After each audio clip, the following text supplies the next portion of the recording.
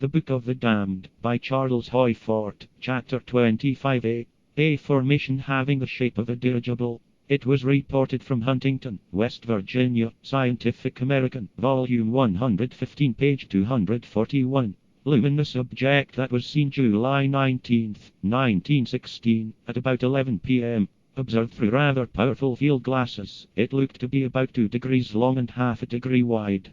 It gradually dimmed, disappeared, reappeared, and then faded out of sight. Another person, as we say. It would be too inconvenient to hold to our intermediatist recognitions. Another person who observed this phenomenon suggested to the writer of the account that the object was a dirigible, but the writer says that faint stars could be seen behind it.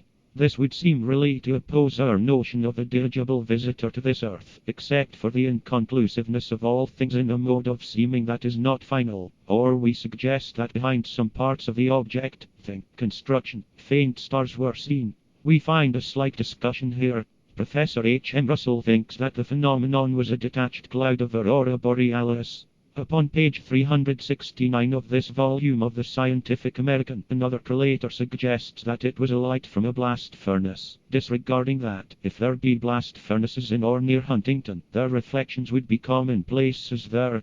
We now have several observations upon cylindrical-shaped bodies that have appeared in this Earth's atmosphere. Cylindrical, but pointed at both ends, or torpedo-shaped. Some of the accounts are not very detailed, but out of the bits of description my own acceptance is that supergeographical routes are traversed by torpedo-shaped superconstructions that have occasionally visited, or that have occasionally been driven into this Earth's atmosphere. From data, the acceptance is that upon entering this Earth's atmosphere, these vessels have been so racked that had they not sailed away, disintegration would have occurred.